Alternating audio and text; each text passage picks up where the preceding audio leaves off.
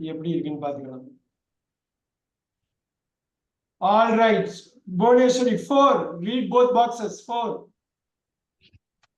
Please return each book to the correct shelf.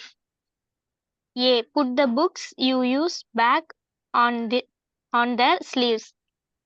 B. Check இந்த shelf இருக்குல்ல, இந்த shelf shelves. இதான் singular.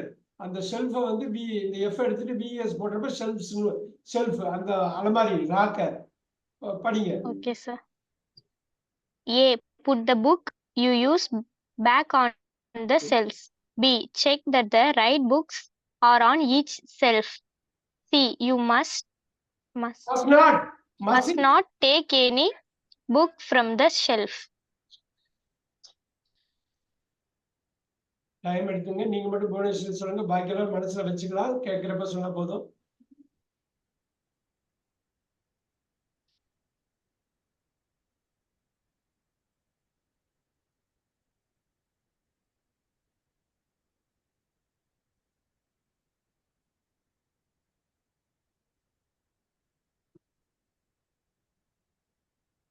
Sir, A. ஏ உங்க answer. Suresh உங்க ஆன்சர். ஏங்க sir. A. Very good, very good. நான் இப்ப நீங்க அப்சர்வ் பண்ணிருக்கலாம், பேசுறப்ப நான் படிக்கிறதுக்கு ரீடிங்க்கு எவ்வளவு முக்கியத்துவம் கொடுக்குறோம், வாசிக்கிறதுக்குன்னு கரெக்டா உச்சரிக்கணும், கரெக்டா கொண்டு போகணும். நீங்க கரெக்டா உச்சரிச்சாதான் எதிராளிக்கு வந்து கரெக்டா தெரியும் நீங்க என்ன பேசுறீங்கன்னு. Please return each book to the correct shelf. Put the books you use back on their shelves. Check that the right books are on each shelf. You mustn't take any books from the shelf. Correct. Suresh சொன்னதும் புவனேஸ்வர் சொன்னதும் right. கொஞ்சம் straight ஃபார்வர்டான question. Put the books you use back on their shelves. நீங்க என்ன பயன்படுத்தினாலும் புக்கை பயன்படுத்தி முடிச்சதுக்கு அப்புறம் ஷெல்ஃப்ல போய் திருப்பி வைக்கணும், அந்தந்த ஷெல்ஃப்ல வச்சிடணும். அதான் check that the right books are on each shelf.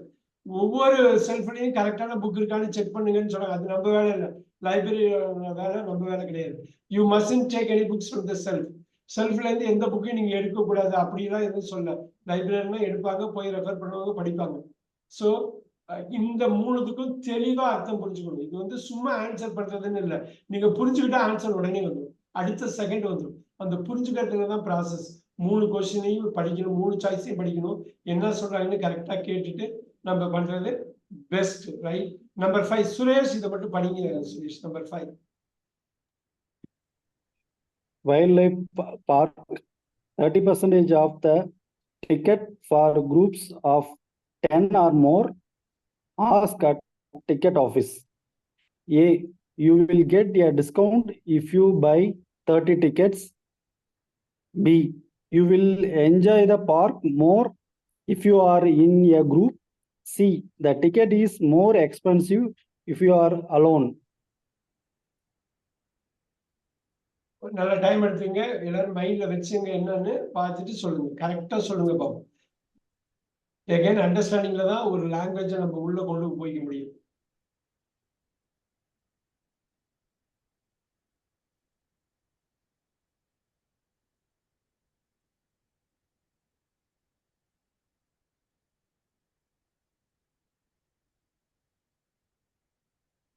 ஏங்க சார். உங்களோட ஆன்சர் ஏ. புவனேஸ்வரி உங்க ஆன்சர். Sir, B. இன்னொரு வாட்டி சொல்லுங்க உங்க ஆன்சர். B. பி. சுமதி உங்க ஆன்சர். C sir. இன்னொரு வாட்டி சொல்லுங்க உங்க answer. C sir. C. AC. அப்படியே தமிழ்ல சொல்லுங்க, மூணுமே எனக்கு கரெக்டா எக்ஸ்பிளைன் பண்ணுங்க. ஏசி. சார் அவங்க வந்து 30% வந்து 10 பேர் இல்ல அதுக்கு மேல இருந்தாதான் கொடுப்பேன்னு சொல்றாங்க சார். இவங்க வந்து தனியா இருந்தாக்கா அதிகமா ஆகும்னு சொல்றாங்க சார். ஓகே. பி என்ன சொல்றாங்க சார்? பி என்ன சொல்றாங்க? பி பி அவங்க வந்து you will enjoy the park more if you are in a group னு சொல்றாங்க சார். குரூப்னு தான் சொல்லிருக்காங்க, கண்டி பர்சன் எவ்வளவுன்னு சொல்லல சார், அதனால அது பி இல்ல. you will enjoy the park அப்படிங்கறாங்க. ஏ என்னங்க? you will get a discount if you buy 30 tickets னு சொல்றாங்க சார். அங்க 30 tickets சொல்லல, 10 or more னா சொல்லிருக்காங்க சார். எக்ஸலென்ட். 30% டிக்கெட்னு சொல்ல கன்ஃபியூஸ் பண்ண ட்ரை பண்றாங்க. Very good, very good. ஒண்ணு இல்ல, ஏ பொறுத்து வரணும். நீங்க 30 டிக்கெட் வாங்கினாதான் டிஸ்கவுண்ட் அப்படிங்கிறது. You will get a discount if you buy 30 tickets. நீங்க 30 டிக்கெட் வாங்கினா உங்களுக்கு டிஸ்கவுண்ட் அப்படி சொல்லி அவங்க 10 டிக்கெட் வாங்கினா போதும், 10 பேருக்கு டிக்கெட் வாங்கினா போதும், 30% ஆஃப்ங்கிறாங்க. 30% off the ticket for group of 10 or more. 10 பேருக்கு மேல நீங்க இருந்தீங்கன்னாக்கா 30% ஆஃப் கொடுக்குறோங்கிறாங்க. 30 பேர் இருக்கணும்னு இல்லை, ஒரு ஆளுக்கு ஒரு டிக்கெட்னா கூட 30 பேர் கிடையாது. ஏன் வந்து தூக்கி போட்டுடலாம். கரெக்டா யோசிக்கணும் அந்த இடத்துல வந்து. You will enjoy the park. நீங்க ஜாலியா இருக்க வாய்ப்பு இருக்குது, நீங்க ரொம்ப என்ஜாய் பண்ணுவீங்க. இஃப் ஆர் இன் குரூப், நீங்க ஒரு குரூப்பா வந்தீங்கன்னா என்ஜாய் பண்ணுவீங்க. அப்படியே அவங்க சொல்லையே, ஒரு குரூப்பா வந்து 10 பேருக்கு மேல வந்தா டிஸ்கவுண்ட் கிடைக்கும்.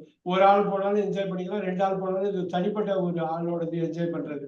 நீங்க அந்த குரூப் இந்த சைஸ் பத்தி எல்லாம் அவங்க எதுவுமே பேசல. So see the ticket is more expensive if you are alone. நீங்க தனியா போனீங்கன்னா 100% அந்த டிக்கெட்டோட காஸ்ட்டை கொடுக்கணும். ஆனா ஒரு பெரிய குரூப் ஒரு 10 பேரா நீங்க போனீங்கன்னாக்கா 30% குறைஞ்சிடும். ஃபார் எக்ஸாம்பிள் நீங்க ஒரு ஆளா போனா 100 ரூபா வருதுன்னா 10 பேரா போனீங்கன்னாக்கா 700 ரூபால முடிச்சிடலாம். 300 ரூபா உங்களுக்கு ஆஃப் கொடுத்துருவாங்க இந்த 10 பேர் போறதுனால. அதனால சொல்றாங்க நீங்க தனியா போனீங்கன்னா வேலை அதிகம் அப்படிங்கிறாங்க. சி தான் ஆன்சர். அந்த வார்த்தைகளை வச்சு, வேர்ட்ஸை வச்சு, நம்பரை வச்சு நீங்க வந்து சொல்லக்கூடாது. புரிதலை வச்சு பண்ணா மட்டுமே ஆன்சர் வரும். அதனாலதான் சொல்றது, நம்ம பேசணும்னு நினைக்கிறப்ப நல்லா ரீட் பண்ணி புரிஞ்சுக்கணும், நல்லா வாசிச்சு புரிஞ்சுக்கணும், நல்லா எழுதி புரிஞ்சுக்கணும், நல்லா கேட்டு லிசன் பண்ணி புரிஞ்சுக்கணும். ஆட்டோமேட்டிக்கா ஸ்பீக்கிங் வந்து விழுந்துரும். ரைட்? சின்ன பசங்க 3வது 2வது 3வது படிக்கிறாங்க, இங்கிலீஷ்ல பேசுவாங்க. எப்படி அந்த இங்கிலீஷ் மீடியம் ஸ்கூல்ல படிப்பாங்க, அவங்க டீச்சர் இங்கிலீஷ்ல பேசுவாங்க, பிரின்சிபல் இங்கிலீஷ்ல பேசுவாங்க, பக்கத்துல உள்ள பையன் இங்கிலீஷ்ல பேசுவாங்க, இவன் கேட்டுக்கிட்டே இருப்பான். 2வது 3வது படிக்கிறப்ப இவனுக்கு இங்கிலீஷ் வந்துடும். எப்படி? டெய்லி ஹோம்ஒர்க் கொடுப்பாங்க, டெய்லி படிச்சுட்டு வர சொல்லுவாங்க, டெய்லி எழுதிட்டு வர சொல்லுவாங்க, டெய்லி வந்து அவன் வந்து பக்கத்து சீட்ல உட்கார்ந்து இருக்கவங்க டீச்சர் எல்லாத்தையும் இங்கிலீஷ்லயே பேசுவான். அவங்க எல்லாத்தையும் இவங்க பேசுவாங்க. அப்ப ரீடிங், ரைட்டிங், லிசனிங் கொடுத்துக்கிட்டே இருக்காங்க. பையன் பிளே ஸ்கூல் முடிச்சுட்டு எல்கேஜி முடிச்சு யூகேஜி முடிச்ச உடனே இங்கிலீஷ்ல பேசுவான். 2வது 3வது படிக்கிறப்ப பொழந்து கட்டுவான் இங்கிலீஷ். காரணம் என்ன தெரியுங்களா? அந்த பேச்சு அவுட்புட் தான். அவ்வளோ படிச்சிருப்பான் அந்த சின்ன வயசுல, அவ்வளோ ரீட் பண்ண வச்சிருப்பாங்க டெய்லி, அவ்வளோ எழுத வச்சிருப்பாங்க டெய்லி, அவ்வளோ கேட்டிருப்பான் டெய்லி. அதனாலதான் ஸ்பீக்கிங் வரும். கம்ப்ளீட்டான புரிதல்ல தான் அது மாதிரி வரும். அப்படிதான் பண்ண முடியும். ஒரு ஃபாரின் லாங்குவேஜை கத்துக்கணும்னா நம்ம சுத்தி உள்ளவங்க எல்லாரும் இங்கிலீஷ்ல பேசினா ஆட்டோமேட்டிக்கா வந்துடும். அது ஸ்கூல் ஸ்டூடெண்ட்ஸ்க்கு மட்டும்தான் அந்த ஒரு அதிர்ஷ்டம் கிடைக்கும். பாக்கி எல்லாருக்கும் நம்மளே படிக்கணும், நம்மளே கேட்கணும், ஆட்டோமேட்டிக்கா பேச்சு வந்துடும். Yes, number 6 Kumar sir, number 6 மட்டும் படிங்க. Annie. Hi Annie. Hi, Annie. படிங்க சார், படிங்க. Hi, Annie. Can you ring the sports center to book the tennis court for our match? I all bring the money when we meet there tomorrow. Hi Annie, super படிச்சாரு. Can you ring the sports center to book the tennis court for our match? I'll bring the money when we meet there tomorrow. இப்ப Terry wants Annie to இப்ப பாருங்க, படிங்க, அதையும் படிங்க.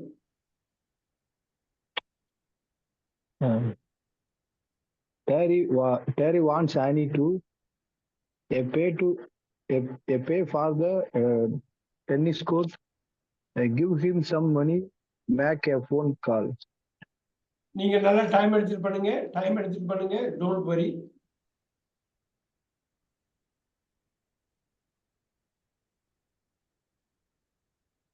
கரெக்டா சொல்லணும்.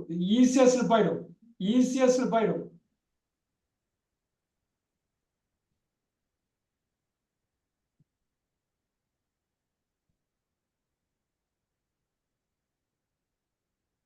Don't worry.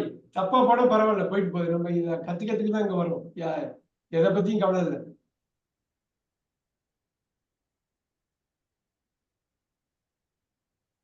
Don't worry Kumar, don't worry. நீங்க இது பண்ண வேணாம். லோகேஷ் ஹெல்ப் பண்ணுங்க. என்ன answer? Sir, pay for the tennis ஏவா court. பிஎஸ்? A, sir. A, sir. A. Sumathi உங்க ஆன்சர்? C sir. புவனேஸ்வரி உங்க answer? C sir. C. Shyam உங்க answer? C sir. All right. ரொம்ப தெளிவா அவங்க சொல்றாங்க பாருங்க. Can you ring the sports center to book the tennis court for our match? I will bring the money when we meet there tomorrow. Book தான் பண்ண சொல்றாங்க. புக்கிங்னா ஜெனரலா என்னன்னாக்கா நீங்க பே பண்ணுங்கிற அவசியம் இல்லை, புக் பண்ணிடலாம். ரிசர்வ் பண்றது புக் பண்றதுல ஒரு வித்தியாசம் என்னன்னா, பே ஃபார் த டென்னிஸ் கோர்ட்னா அவங்க சொல்லல. அவர் வந்து அதை பத்தி எதுவும் சொல்ல, டென்னிஸ் கோர்ட்னு சொல்ல, டென்னிஸ் கோர்ட்டுங்கிற வார்த்தை யூஸ் பண்றாரே தவிர பேமெண்ட்டை பத்தி சொல்ல. இந்த டென்னிஸ் கோர்ட்டை புக் பண்ணுங்கிறாரு, பே இல்ல புக் டென்னிஸ் கோர்ட்டுன்னா அது right. Give him some money, இல்ல நானே எடுத்துட்டு வரேங்கிறாரு பணம், right. Give him some money, இல்ல டெரிக்கு அவரு கொடுக்க போறாரா, இல்ல நான் வந்து கொடுத்துக்கிறேன்.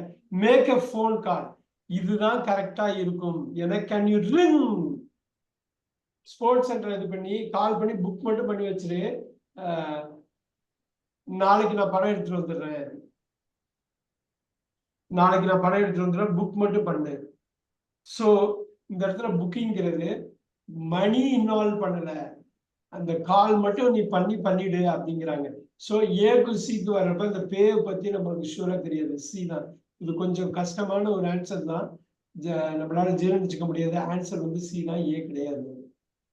எகைன் ஒரு ஸ்டேட்மெண்ட் என்ன தெரியுங்களா, ரீடிங் உங்களுக்கு 100% புரியுது, லிசனிங் 100% புரியுதுன்னா டெக்னிக்கலா ஸ்பீக்கிங் வந்துடும். இன்னொன்று சொல்லுவாங்க நிறைய பேர், எனக்கு ஸ்பீக்கிங் தான் வரமாட்டேங்குது, நான் எழுதிடுவேன், நல்லா படிச்சிடுவேன், நல்லா புரிஞ்சுக்குவேன் பேசினா, ஆனா என்னால வந்து பேச முடியலம்பாங்க. அந்த ஸ்டேட்மெண்ட்டை ஒத்துக்க முடியாது. ஏன் தெரியுங்களா, நீங்க நல்லா ரீட் பண்றீங்க, 100% புரிஞ்சுக்கிறீங்க, 100% கேட்கறத புரிஞ்சுக்கிறீங்க, 100% படிக்கிறத புரிஞ்சுக்கிறீங்கன்னா பேச்சு ஆட்டோமேட்டிக்கா வந்துருங்கிறது ஒண்ணு. இன்னொன்று வந்து அதை 100% புரிஞ்சுக்கலைன்னா தான் பேச்சு வராது. ஆல்ரைட். ஸோ இப்போ ஒன்று பார்ப்போம், ஒரு சிம்பிளா ஒரு இது பண்ணுவோம். இப்போ பாருங்க, இது உங்களுக்கு படிக்கிறது கஷ்டமா இருக்கலாம், but look at this. Fred, இந்த ஃப்ரெட் அப்படிங்கிறத படிக்கணும். இப்ப இப்ப இந்த லோகேஷ் இந்த ஃப்ரெட் படிக்கிற Fred. Okay, sir. Fred, my parents play in a band, so there is always music in our house. I started playing the piano when I was 6 after I heard a very young girl play at a concert. She was just 5 years old, but she was as good as an adult professional pianist. My first concert was at the age of 9. I'll never forget how scared I was. But once I was at the piano, I relaxed and just thought about the music. Very nice. I relaxed அப்படின்னு படிக்கணும், அது உடச்சிடக்கூடாது, break பண்ணக்கூடாது.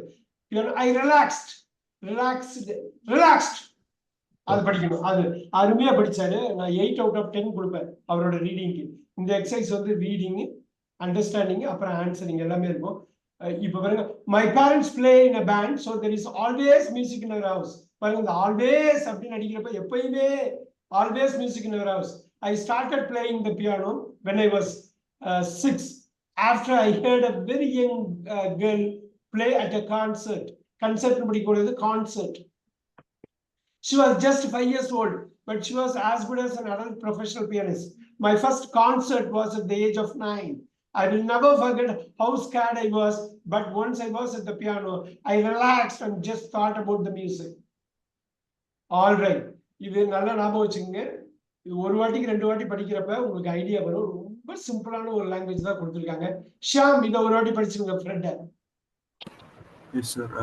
My parents in a band. My parents in a band, so there is. Parents play in a band. Play in the band. My parents play in a band, so there is always music in our house.